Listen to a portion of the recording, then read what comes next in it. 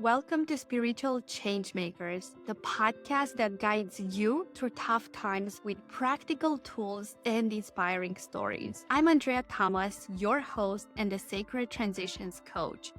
Join us as we hear from spiritual changemakers who have connected with their higher power and overcame adversity. Whether you are navigating a difficult transition or seeking to deepen your spiritual practice, our podcast provides guidance to help you find magic in the change. Come on this journey of self-discovery, empowerment, and transformation with us and unlock your potential to become your best self. Hello, my beautiful souls, and welcome to a new podcast episode on Spiritual Changemaker. This is round 2 that we try to make it happen and record this podcast episode because if you have been following my journey, you know I'm in Goa, in India, and the internet here, it's not the best, but we do the best that we can, you know? So I'm super excited today. We have a special guest. We have Karman Fung. We met briefly at A-Fest in Ibiza, and we decided why not collaborate and share each other's wisdom with our audiences. So I'm super pumped because Karms is actually going to share with us how was she able to retire at the age of 34. So, wow, that's like huge. And I cannot wait to hear more about it. So welcome, Karms. I'm so happy to have you here. Thank you. It's an honor. Tell us about you. Like, where are you located? What are you about? Like, please brag about yourself. Here in Sydney, Australia, unlike what people think, there aren't spiders and crocodiles all around us or kangaroo jumping around. So yeah, beautiful city. I used to be an accountant for 15 years. So I did the whole corporate life climbing, I don't know, just trying to climb the society success ladder for so long.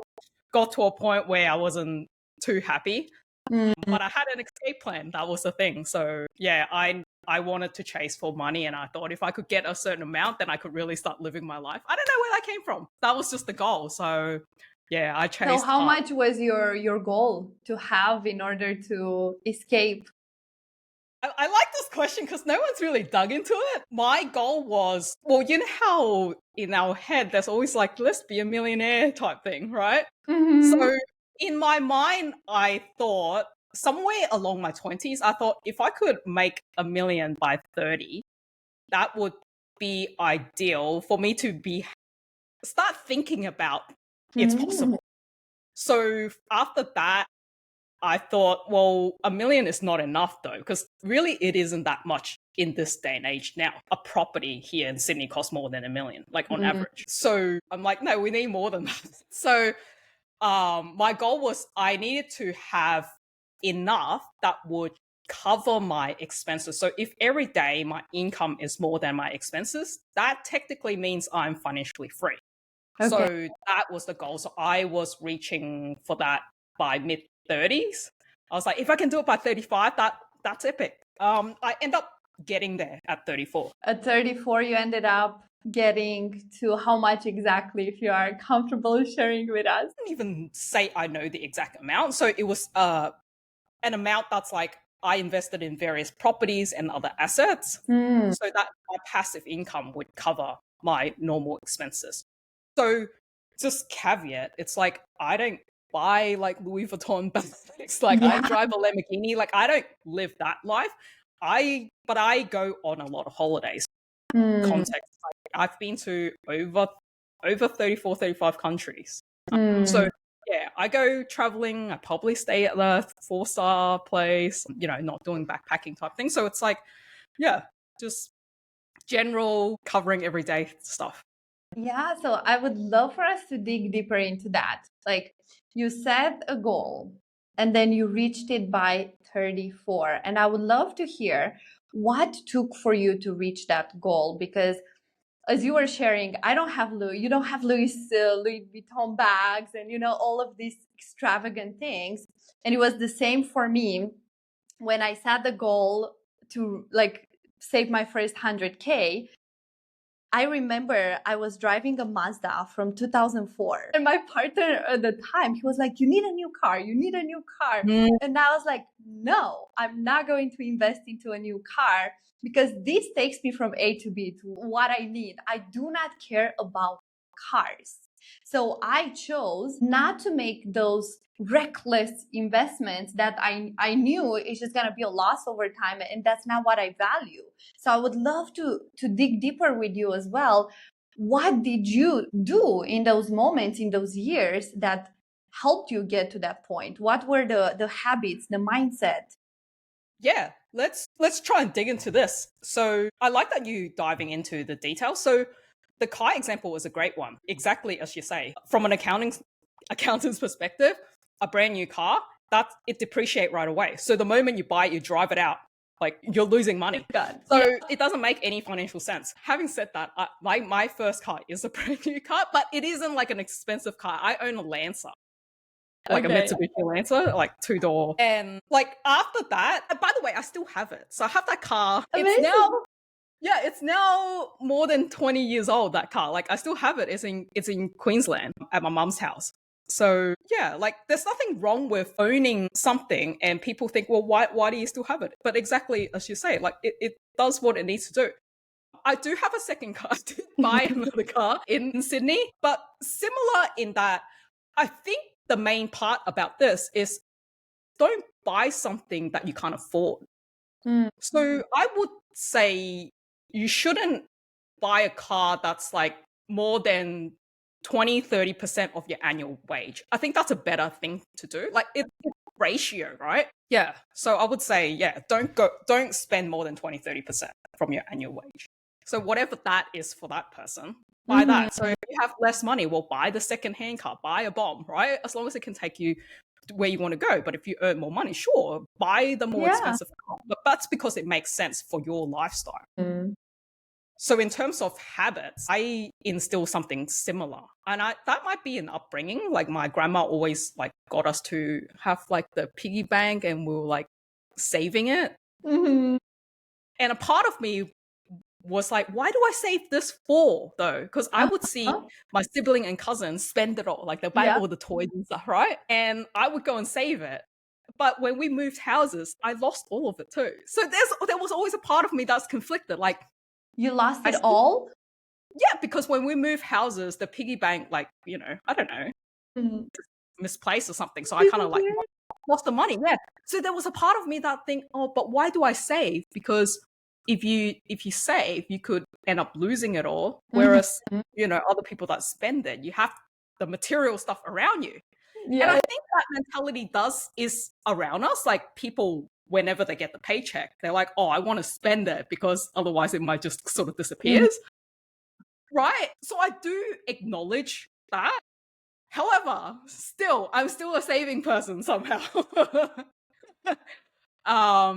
And so when I had less money, I would just be more conscious on what I can afford. And then when I had more, it's like, okay, well, I don't need to buy the no frill version. It's like, okay, now I can buy like the version I want. But it's like, yeah, not spending beyond your means. Credit cards also a really bad thing. So I would always pay off 100% of that debt every time, which I find a lot of people don't.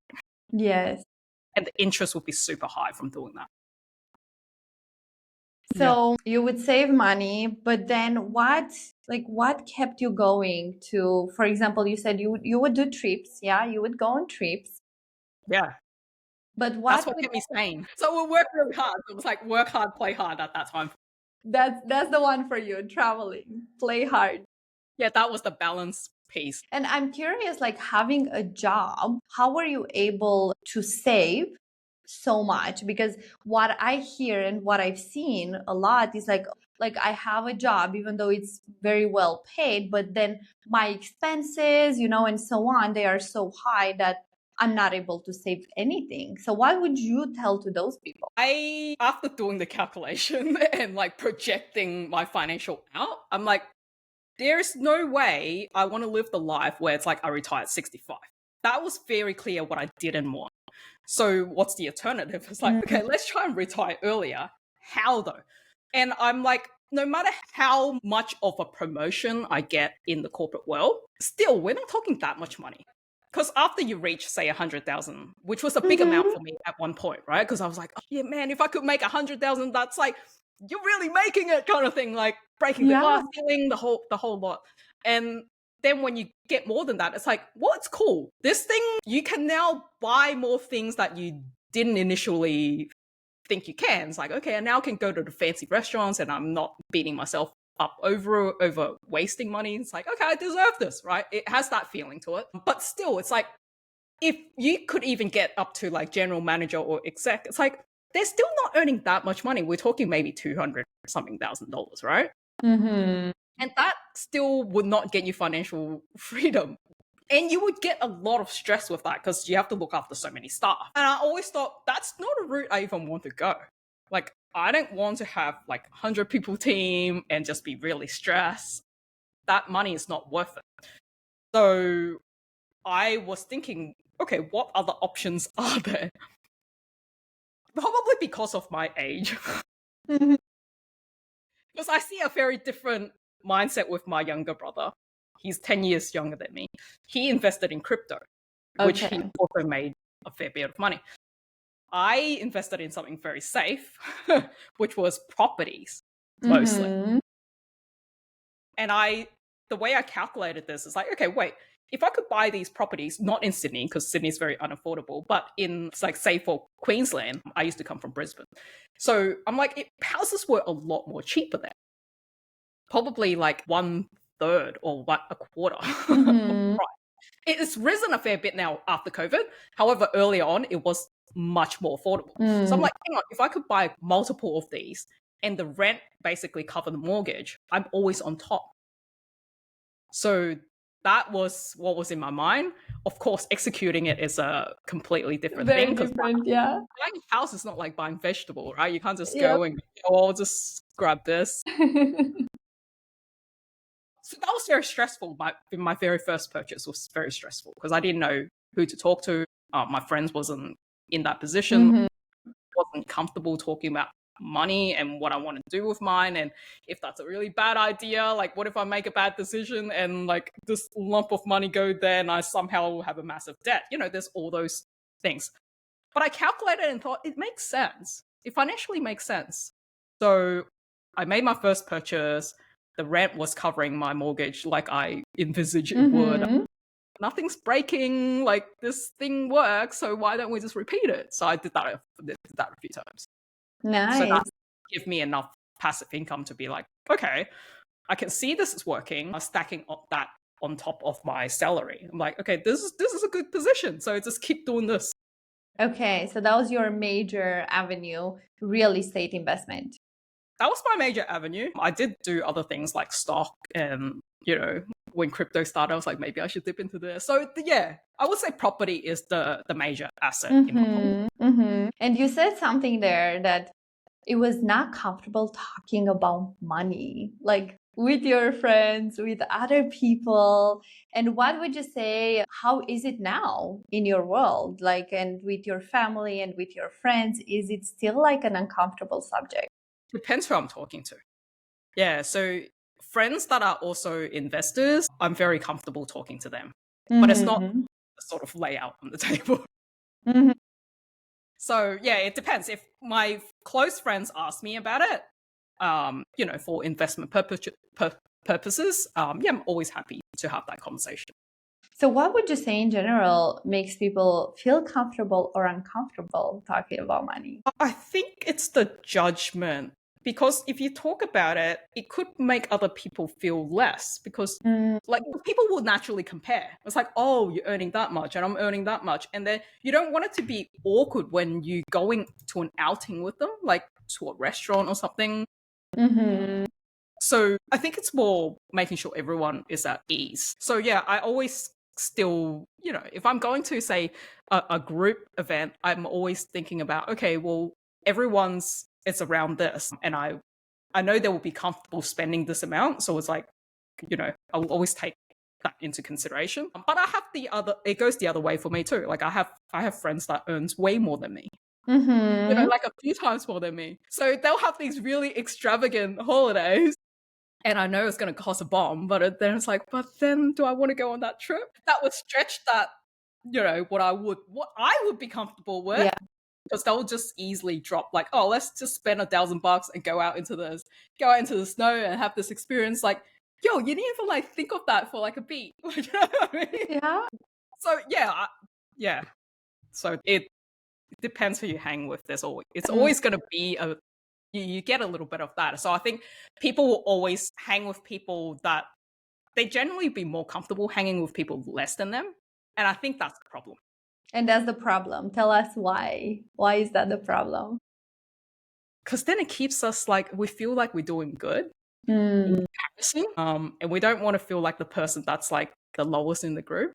But I've found that when you hang with people that are like doing so much greater, it has a positive pull. I think it has a positive pull in that. How are they doing it? And people that are your real friends is going to want to share the insights. They'll be comfortable with that. And if you could have that conversation, you could always get the pieces that you need to just make your next move. It's not about getting the whole thing. I think that's where we stuck. It's like, what about this piece? And what about this piece? It's like, no, let's just talk about the piece that is going to help you right now. What is that piece? So it's really, so we heard that we are the 5 people that we surround with. Yeah, so true.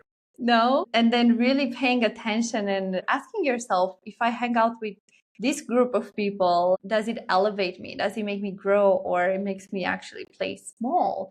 But then what I've seen, and I used to have this as well, where it's so hard, like especially if you grew up within that group of friends, to let go. And then you feel bad of like, oh my God, but now I'm not going to be friends with them just because I want more. Or, like, what do you have to say there? It's the hardest thing, honestly. If you want to grow, the honest truth is you have to walk that lonely journey. Like, you have to actually be willing to let them go. And I know that isn't easy.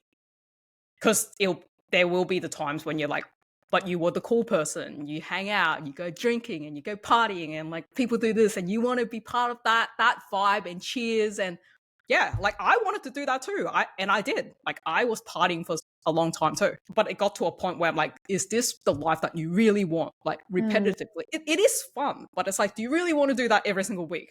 And at some point you're going to go, maybe I'm a little bit older, like I should get out of this loop. Yeah, so at some point I was like, yeah, no, I'm just gonna have to quit that. And I would say for me, I actually dropped a lot of my friends very early on, as soon as I finished uni. So after after uni, which is college, I think, for Americans, I actually left home and I moved cities right away. So I actually lost basically almost all my friends in an instant. Yeah, that I'm not going to say that was an easy path. I just had a lot of negative energy at home, not to do with my friends. I love my friends. They were a really good group of friends that I had too. So I just knew for the sake of my future, I had to pull myself out and start from ground zero again. I was like, I'm literally just going to reinvent myself. Like again in this new city with no friends. So I can focus on building wealth. Yeah. So you always had this drive of building wealth. I did. And it was because when I was really young, my parents were getting a divorce when I was 9. So mum took us from Hong Kong to Australia in Brisbane, and she left me there with her mother, so my grandmother, and my mum left. Like within that 1 week, she left. So, and I never forget that moment, right? When she walked out the door and never looked back. She didn't come back for 3 years. So you imagine being that young with no parents. You had to grow up. Yeah. And being with my grandmother, who was very money focused, she only looked after us because of the child support money. And I knew that because one day we were late in paying her. Like we were 2 days late in payment. I was the person that my dad would send the money to, and I physically gave it to her at the bank. So I was that middle money person. And she got really angry at me. I came home from school one day, was hungry, going to the kitchen, was picking up an apple. And when I was like about to reach it, she was like, "Don't touch it. You haven't paid for it." The burn. I just, stood there frozen, so shocked. That was the moment. Like, that was the defining moment for me. It's like, Wow. I was like, oh my God, am I not your granddaughter? Like, I have like money like stamped on my forehead. Like, that's how you're treating me this way because I'm late in payment from my parents. Like, I don't have the money. Like, do you really have to be that harsh? I was so shocked that from that like very second, I was like, I'm gonna be successful when I grow up. I don't even know what success means. Yeah. To me, it was like money, status. So I'm like, I don't know what I'm gonna do, but when I grow up, I'm gonna make money. So nobody gets to talk to me like that again. Wow. It's so interesting how these moments when we are young define us now as we grow up. And it's so interesting because for me, it also has been something very, very similar. It's just for me, my mom left when I was 14. Sorry to hear that. Yeah, and it was also because of money. She literally left to work in Italy, pay my brother's debt, and also help us financially. And I stayed at home with my dad and one of my brothers. But again, I became the one very mature at a very young age. And I was similar to you. I was the one that was responsible. My mom would send me the money and I would give to my dad. I would give to my brother. I would be the one that would save, So it's like, and then I remember telling myself, when I'm going to grow up, I will never, ever depend financially on anyone, and especially on a man, because I saw how much my mom was struggling with having my dad, the one that would manage the money. Yes. And how was it for you in your family? Was your dad or your mom managing the money? Dad, let's say he's bringing home the bacon, so to speak. My mum did work as well, but she wasn't earning as much as my dad was. She didn't have as much of an education. I think that was what kind of stirred me as well. So I just made sure, like, my parents didn't have to whip me when it came to education. It was just like, by the time I got to uni, like, I really focused. I was like, this is it. I'm going to do this thing, study business for 3 years, make a bunch of money when I get out. And, that was always in my head. I was just like, the only reason I'm in uni is to get a job. Like, that was the goal. It's like, I knew very clear what I was doing in uni. So even before I graduated, I'm like, I'm going to make sure I apply for a job before I finish graduating. So when you're talking about habits and mindset, like, that's the thing, right? Yes. You know what you're doing even before you get there. So, okay, the type of job had to be a certain amount of money. So my very first job, when they offered like 28,000, this was like more than 20 years ago, right? I was like, no, right? I'm not taking that. I'm not taking any job that's less than 30. So, and I had something in mind. So I was like, no, they need to pay for my like my further training, because I wanted to be a CPA, like certified practicing accountant. That's like the thing for the accounting industry, right? So it's like, no, I needed a big company that will pay for my training so that I'm set for the future. And then I applied for this job. It was so much higher than Brisbane. It was like $40,000. Can you imagine like getting the first offer 28 and then the next one's like 46, 47? Like, it's still a decent amount even in this day. And Yeah, like, yeah. So I was like, holy shit, like, no way, why would they hire me? But like, it was in Sydney, so this is how I moved to a different city. I was like, I'm just gonna fly to Sydney. Haven't even really flown at that time, right? I'm just gonna fly. And at this point, it's like, internet is not even a big thing. It's like, I had to like go to a shopping center, to an actual travel agent, and go, I need a ticket to Sydney. So I purchased that ticket, and then I got the job. Then it was like 2 weeks later, I was like, same travel agent, going to the desk. I saw her again, and I was like, one-way ticket to Sydney. Amazing. What it sounds to me is that, yes, you had very much like clarity into what you desired, what you wanted. You had your standards, and you're like, no matter what, I'm not going to go lower than this. And yes, it also seems like you truly believe that it's possible and that you can achieve it. Like, I don't hear any doubt, like, from from your end. I would love for you to talk and touch a little bit on that. Like, did you have any doubts? Like, well, I'm not sure I'm worthy, or I'm not sure I can really get a job that would pay me that much. I mean, there's a certain part that's like, would they really hire me? Why would they hire me? Because it's like, I don't know what the criteria really is. So I didn't really so much focus on the negative at all. Yeah, two things I really focused on was like, one, I'm like, okay, hang on. Everyone coming out of uni probably is of the same intelligence. They're not going to be that much smarter than me, really. Like, let's be realistic. I don't think people really are. How much more would they have studied? And at this point, I also got like the JP. So I'm like, I don't know if that meant anything, but there's a little bit, right? But I would go to elevate my CV as much as I could. So I was doing door knocking, I did internship. So I was banking up these experience. Even when I was visiting my dad in Hong Kong, I went to work with one of his friends who owned an accountancy company for like a whole month. So every day I would go to that guy's place and I would do this intern with him. And he gave me like, a letter of recommendation. So I would bank these things up as much as I could to like make myself look good on paper to land the interview. And I think that helped.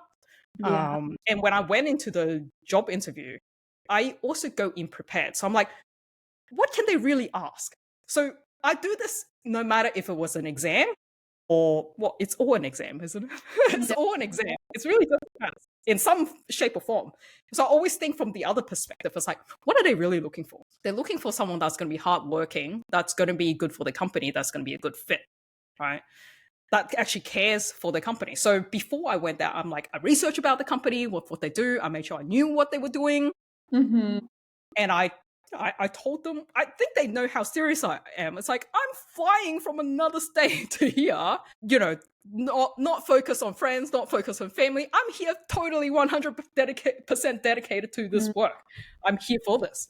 So I think that came across. And even when it came to interview question, I would make sure I still remember the type of things I would say. So they're like, what's your strength and what's your weaknesses and things like that. And I remember I was thinking, what's a good weakness to say, right? Because you don't really want to say an actual flaw. So I'll be like, oh yeah, when I'm really into my work and what I'm doing, I would like lose track of time. So I'm like not a time watcher. That's a lot of free labor, right? So yeah, and I would do that, and I would actually do it in real life though. Like it's like what I say will match the thing. And I'm like, what would they really want? Of course they're going to want someone that's continuously want to grow. I'm like, I want that. I'm like, and I made myself into this person. Yeah, I'm just going to be someone that continuously grows. So whatever I wrote on the CV, I was like, I would match up to that. Amazing. So you made yourself that person. You said something key there. You're like, okay, I might not be that person in this moment, but I have the desire, I have the ability, I have the focus to make myself there. And then you also said you're focusing on the positives. Yeah, you're not really focusing on the negatives. You are clear on like your vision, your direction. You're like, I'm focusing on what's possible. Yeah, it was always I'm not sure why people think about the failure part, because to me there's actually no, like, failure is not even in my head. It's just, what is success? What is success? It looks like this. And my base belief is, if a human can do it, I can do it. Like, because if you really think about it, human capability, the variation is not that much. Like, how high can each person jump?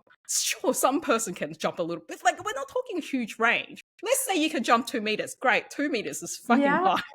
You can't jump like 5. You know what I mean? Like, it really, in the scheme of things, is not a lot. So when it comes to our intellect, it's not that different. Like, we have the same capacity in our brain, right? It's just whether we utilize it or not. So I've always believed that if there's some humans out there that can do that thing, it's very possible for me. Yeah, so really looking out into the world and looking for the possibilities and looking for the proof of what's possible for you. If someone achieved it, that means it's possible for you too.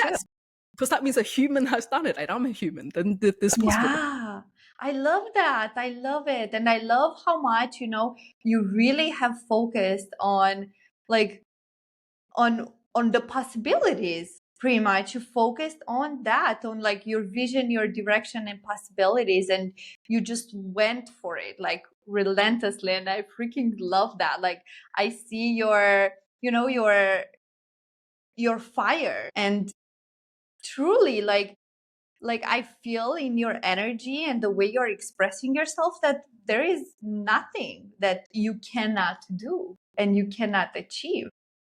Yeah, that's for all of us. Like that's why I'm like, everyone is like, what is your dream? What's a thing you want to do? Go do that thing. I think like belief is definitely the strongest piece. Would you say is the main thing into achieving anything? Is it the foundation? Yeah, I think the foundation belief is knowing, like actually knowing that you can achieve it if another human can achieve it. Then the next step is just deciding what you want to do and making sure you want to do that thing. So I think that if anything, that was my downfall, is like once I decided the goal, I never really revisit that and go, is that really the goal I wanted to chase for? Because it's all well and good chasing for money and getting there. But when I reached that point, that was when I was like, holy shit, that wasn't what I wanted. That was hard. That was the hardest learning. It's like, shit, I abandoned all my friends, people around me, and I just put work as number one. And when I did that, I was like, that wasn't what I wanted at all. Like, and my whole world came crashing down. So yeah, you gotta So where are you right now in your life with that, with like finding the, like, I don't even know, like with this thing with balance? I'm like finding the balance because I feel like it's constantly like a storm, no, that we go through. It's like what the priorities, that's how, what I believe. It's more of like having the priorities and being clear on your values. Know what are your values, and then living in accordance with those. So important. I love that you said that, and not many people know that. So go around asking people what's your top value, top 3 value, they wouldn't know. They would know. Come up with something random. Like, you know, family is important, like relationship is important. But then you see in their life that they're not living to that. It's like, okay, if family is number 1 to you, like when did you last see them? And it'll be like, I argued with them like 3 months ago. I haven't spoken to them. Things like that. Like then you know it's misaligned. People tend to answer something that's like an acceptable answer rather than a real answer. Yeah. So tell us, what are your top 3 values? It does change, but the number 1 never change. And usually the number 1 never change for anyone, because that's the one that you're living, that's got you to this point in life, and that has worked for you. That's why you're living your life right now, right? Otherwise we would have just kill ourselves off, kind of thing, right? So number 1 for me is like freedom. Yeah, I guess that got instilled from the whole Apple thing. Yeah. And freedom is kind of one that, like, it's very flexible, and it's to my detriment at some time as well. Freedom to me also means I can wake up anytime I want, do whatever I want, which is horrible, because that means at one stage in my life I would be like, I don't have to get up if I don't want to. Just sleep here till 11, 12. Even if I slept here till 1 o'clock, so what?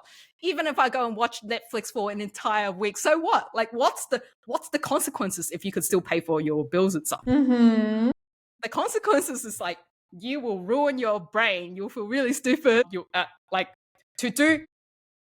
think people think that if I won the lotto, or if I had like the money that I wanted, I can do like anything I want. And I'll be like, yeah, but what's the anything? What is the anything? What is it? Yeah, and I think they don't know. They don't know, because the idea just sounds great. Because if they really think about it, it'll be like, I don't know, I'll go on holiday. I think I'm booked to. It's like, where would you go? Like, is it Paris? Is it London? Like, where would you actually go? Like, you know, it's so fluffy. And it's like, if you actually enjoy traveling, you would have already gone there. Money or no money, you would have backpacked your way there. If you actually wanted to travel and you wanted to go, you would have done it. The thing is, like, they don't really want to. It's like they just think that's the thing to do when I have money and I buy a fancy car. They just think so. A lot of people live in misalignment, but at the same time, they don't even know what living in alignment is. Yes. So like, the idea is like, you really got to push yourself to the point. It's like, okay, if I had all the money in the world, what am I doing as my daily activity? That's the alignment you're talking about, and you live that. Yeah. When you talk about balance earlier, it's like, okay, the ultimate balance is not work-life balance. It's just like, that is your life. Work is actually just activities you choose to do with the time you have. So if we choose to do activities that can also bring us money and we enjoy it, it's so possible. Yeah. And you, me, we know so many people. Like where we met at AFES, everyone isn't practically like majority of the people there are entrepreneur, right? So it's like, it's a very possible thing to start your own business, actually do something you're good at and you love doing, and people will pay you for it. Like that's a real thing these days. Maybe once upon a time it was hard, but now it's a very real thing. Yeah, so talk a little bit more about that. Would you say, is it right now we are in a time because of the social media, AI, like all of these things, technology, creating your own business, it's like so much easier than how it used to be. Yeah, 100%. Because if I was to reset this thing, like say if I have no money in the bank, like I wouldn't be able to buy houses, right? The very next thing I would do is 100% start my own business. It is exactly what you're saying. Because let's say 20, 30 years ago, even just 20 years ago, it was very hard because internet wasn't a thing. We were like on 56K dial-up. Right, it's not possible at that time. And social media wasn't really a thing. There wasn't like the whole IG, TikTok, like none of this was there before. And now we can put content out there for free to all of these platforms. That's like free advertising, really. Because before, how do you even get exposure to people like that? You had to pay for ads on TV, or you had to try and get on radio. And that would have cost so much money up front. No one would take that. Like, no one can take that risk. It's not worth it for them. But now you're not even risking any money. You literally can post things up for free. So why wouldn't you do it? Then the even better thing is that now when you mention AI, it's like, yeah, holy crap. The things that AI can do now, it makes you so much more productive. Yeah. And I'm not talking about like, okay, you get AI to write all your stuff for you so you're not using your brain. It's like, it's not that. It's literally even just creating banners, graphics, and things like that. Before, my very first time when I was trying to create like one picture for my Facebook group, it's like I spent 3 hours trying to cut myself out in Photoshop and it still looked bad. And I had to ask my friend who's a designer, so can you help me like make this thing look a little bit better? Because like I'm not using the mouse that well with like, you know? And that took so long, and she helped me with some extra hours. That was like how I did it. And it's like now you can like throw it on Canva or throw it on anything. It's like literally, it's like one click, remove background, boom. It's like perfect. Yep. It's like amazing. Right. The amount of time, like not necessarily even AI, it's just technology has changed. Technology, yeah. Right? Yeah. That has changed so much, that building web pages, getting ideas, like even just ideas. It's like, we may not be like at exceptional creativity like every day, right? Because there's days where we're like up and down, and you know things happen in our life as well. And when you talk to like an AI chat, they know you so well. Now it's like it knows me so well that it's like on my days that I'm lower energy, I'm like, I'm trying to think about these, and it'll throw it back with the ideas. And I'm like, these are great ideas. Yeah. So what do you think really stops people then, if now these days it's like so much easier and anyone can do it? Yeah. What is it that Removing all the really excuses. stops? And what is really stopping us? Internal. Just internal. Yeah. Internal. And this is something you do, and you work deeply with people, no? Because you are an NLP trainer, and it's all about the subconscious mind, the inner world. I know because I shared with you, I've studied NLP as well. So it's working at a very deep level. So tell us about this internal that really stops us to like freaking go there and get it. Yeah, because it's one thing to go, okay, I'm able to do it, but how do you teach it, right? And I think NLP has being able to help me articulate it in a way that's easy for people to grasp, because someone has done all this research work and put it into a great frameworks for then allow me to teach it and then give my own example. So for the people that don't know what NLP is, think of it as like the user guide for your mind. Like it's such a powerful framework that help us understand our thoughts. So NLP being neural linguistic programming, right? Neural being like our brain, or our thoughts. It's like all the stuff you can't see, what we're thinking. And then the language being our spoken words. Because if we speak in English, we're limited by those words and its meanings. And then programming is our behavior. So our behavior being something that's set at usually very young age. Like my life, it's like, okay, the burn of the apple, that shaped my life in a fundamental way. And people would have this in their own life. So that shaped their experience. And then they live this out as an adult without even realizing it. Knowing that, just knowing these facts that, okay, if we are running our life right now and we're frustrated, like we're going through the same patterns, like whether that's in our relationship or just the way things work out in our life, we seem to like be going in a loop, then know that there's like, I can create new possibilities. And it's just that I haven't discovered the method. So knowing that you can break through limitations, limiting beliefs, limiting decision we set at one point without realizing, knowing those, having the awareness, that's what's gonna like it's like putting on a new lens. It's like I see it in a different way now. Oh yeah, I can do that. Once you believe in it for real, like you see, you can't unsee it. Yeah, that's the breakthrough. What has become aware, no, what you became aware of, you cannot become unaware of. So yeah, exactly. So once we're aware, and an NLP trainer or coaches that are good at this, whether they use NLP or not, it's like there are certain people you talk to, and they're able to help you see things another way. They'll just shift your thoughts and go, and you find that people go, oh yeah, I didn't think of it that way before. Yep.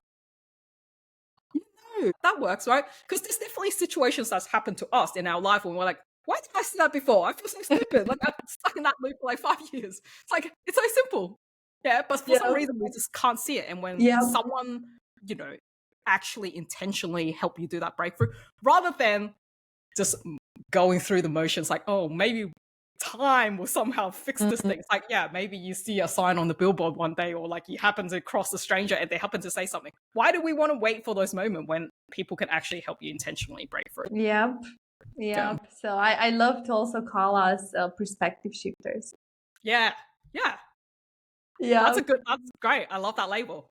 It's perfect.